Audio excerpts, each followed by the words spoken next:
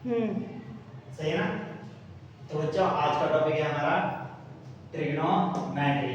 देखो ट्रिग्नोमेट्री समझने के लिए पहले हमें थोड़ी थोड़ी सी ज्योमेट्री समझनी पड़ती है। लाइक ज्योमेट्री सबसे हमने ज्योमेट्री पढ़ते हैं तो हमें सबसे पहले क्या पता चला जाता है, व्हाट इज लाइन। ठीक है, फिर हम लाइन के बारे में पढ़ते हैं, लाइन क्या होती है, फिर लाइन सेगमेंट्स पढ़ते हैं, फिर जब हम लाइन पढ़ लेते हैं उसके बाद हमें पढ़ाया जाता है व्हाट इज एंगल।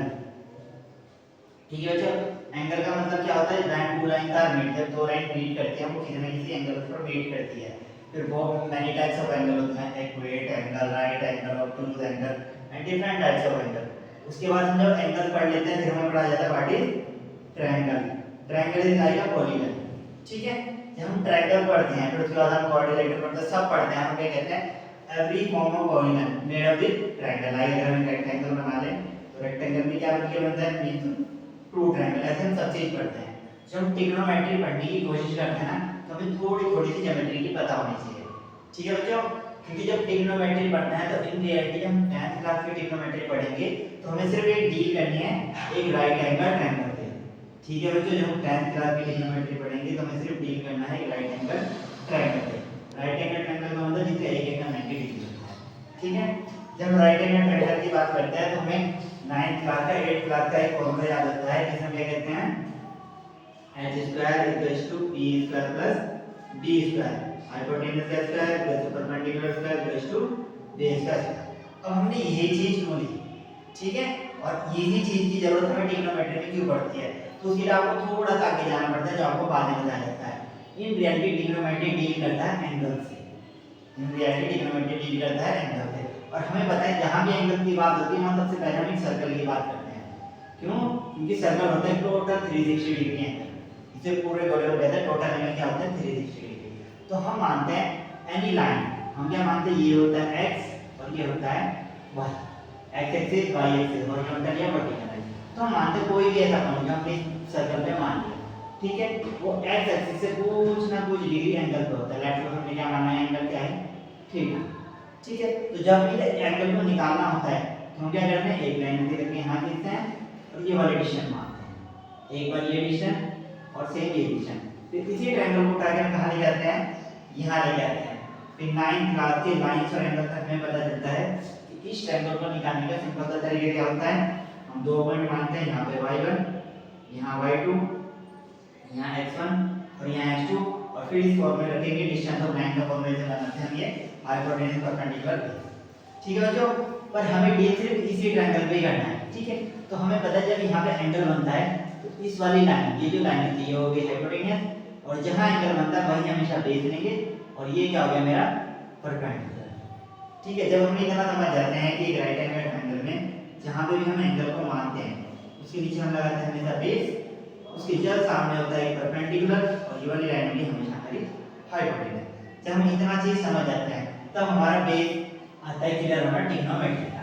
ठीक है, ट्रिग्नोमेट्री समझने के लिए वैसे तो सिंपल है, अगर हम फर्स्ट एक्सरसाइज करेंगे 10th क्लास की सेकंड तो सिंपल है, और इसमें थोड़ा थोड़ा सा अलजेब्रा का यूज होगा हमारा। जब धीरे धीरे आगे जाएंगे थोड़ा अलजेब्रा, थोड़ा अरिथमेटिक का यूज और थोड़ा ज्योमेट्री का यूज होगा। ठीक है, तो जब हम इसकी बात करते हैं तो हम सबसे पहले पढ़ लेते हैं इसकी ट्रिग्नोमेट्री किससे डील करते हैं। तो ट्रिग्नोमेट्री में जब 10th क्लास में पढ़ते हैं सिंपल डील करते हैं साइन से, cos से, tan से।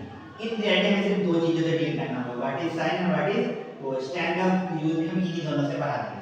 तो सबसे पहले हम साइन से डील करते हैं, तो हम लगाते हैं साइन के साथ उसका एंगल। यहाँ पर एंगल क्या लिया था 30 का, हम यहाँ पे भी एंगल लेट हम ले रहे हैं थीटा। ठीक है, तो यहाँ पे हमने एंगल क्या लगा दिया थीटा। ओके, तो हम मानते हैं लेट्स सपोज sin थीटा है, तो sin थीटा को हम क्या मानते हैं, इस एंगल के सामने वाला, सामने क्या है परपेंडिकुलर, हम यहाँ मानते हैं परपेंडिकुलर अपॉन हाइपोटेन्यूज। सेम जब cos थीटा की बात करते हैं तो बेस अपॉन हाइपोटेन्यूज, और जब लास्ट में आते हैं tan थीटा, तो इसके लिए हम ले लेते हैं sin theta upon cos theta. तो sin थीटा के लिए हम क्या लेंगे p अपॉन h और d अपॉन h, और लास्ट में आता है p अपॉन d। ये है सिंपल हमें याद करने का तरीका, और हमने एक शॉर्टकट बनाया जो हम स्कूल्स में सीखते हैं, हर जगह सिखाया जाता है। हम क्या लिखते हैं, ऐसे शॉर्टकट में लिख लेते हैं p h p b p h h b। Pakistan को का कहते हैं हिंदुस्तान हरा भरा, पंडी गदरी वाला, बोले जो भी आपको जिस तरीके से भी याद रखना है। जब इस तरीके से लिख लेते हैं तो हम क्या करते हैं, हम याद करने के लिए सबसे पहले हम क्या बोलते हैं, साइन, उसके बाद cos, उसके बाद tan, और tan में जस्ट उल्टे में हम चले जाते हैं तो हम वहाँ लिखते हैं COT cot थीटा, cos को उल्टा sec थीटा और sin का उल्टा cosec थीटा। जब इतनी चीज से डील कर लेते हैं, अब हमें निकालनी आती है बारी। अब देखो हम क्या निकालते हैं, जैसे हमें कुछ एंगल्स की चीजें भी हमें बारे में बताया, जैसे हमें बताया कि मुझे निकालना 10 degree, 15 degree, 20 degree, 25 degree, 30 degree इनके वैल्यू, तो उसके लिए हम बनाएंगे ये दैट्स व्हाट। अगर मैं बात करूं sin थीटा, तो sin थीटा की वैल्यू चलती है +1 से लेके -1 तक, और हम 10 क्लास में से कहां तक पढ़ते हैं, 1 से 0 के बीच में।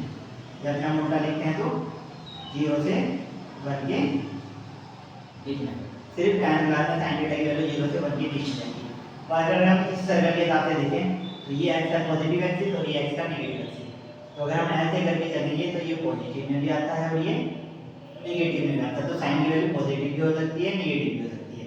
सेम cos की वैल्यू भी पॉजिटिव भी, इस एंगल को लिखते हैं cos वाला और इस वाले को लिखते हैं sin थीटा। ठीक है, तो अब रियलिटी में करना क्या होता है, वो हमें एक ट्रायंगल देगा, जब भी हमारे क्वेश्चन होंगे कोई भी एक ट्रायंगल देगा, वैसे करके हमें एक राइट एंगल ट्रायंगल देगा जिसके ऊपर कुछ भी लिख देगा dimension A B and C। ठीक है, और कहीं पे भी वो एंगल लगा देगा, लेट्स सपोज नहीं लगा देंगे एंगल, वो कोई भी डायमेंशन हमें दे देगा, लेट्स सपोज में दे दी 3 and 4, और then find the value of all the actors, like an example उसने कहा वैल्यू ऑफ sin थीटा निकालो, cos theta, tan theta, sec theta, cot theta, cosec theta. ठीक है, तो इन सबको निकालने के लिए सबसे पहले ये वाली साइड से इसे निकालने का सिंपल तरीका हमारे पास क्या है, हाइपोटेन्यूज का स्क्वायर रेज़ टू परपेंडिकुलर का स्क्वायर प्लस बेस। हाइपोटेन्यूज के लिए हमें कुछ नहीं पता, तो यहाँ h स्क्वायर, p की जगह हम रख देंगे 3 का स्क्वायर, बेस की जगह हम रखेंगे 4 का स्क्वायर, 3 3 जा 9, 4 4 जा 16, लास्ट है 25, 2 12 ये मेरा। अब हम एक एक करके वैल्यू लिखेंगे। sin थीटा बराबर क्या होता है, p अपॉन s, तो p की वैल्यू है 3, s की वैल्यू है 5, cos theta 4/5, tan theta 3/4, sec theta just उल्टा यानी h अपॉन ds कितना है 5 और b कितना है 4, ये आ जाएगा 5/4, cot थीटा कितना जाएगा b अपॉन b कितना है 4 और 3, और लास्ट हमारा cosec थीटा, तो h अपॉन p, s कितना है 5 और p कितना है 3। ठीक है, इतना समझ में आया। अब हमें देखना पड़ता है एंगल, जब हम बेस किसे बनाएं, मतलब हमारा बेस कौन सा होगा, हमारा परपेंडिकुलर कौन सा होगा। सबसे इंपॉर्टेंट फर्स्ट एक्सरसाइज तो यही होता है, लाइक उसने कोई भी ट्रायंगल दे दिया, वो सबसे पहले तो थीटा नहीं लगाएगा हमारी बुक्स के अंदर, यहाँ पे क्या दे देगा, एक right angle A B C, let वो तो पूछेगा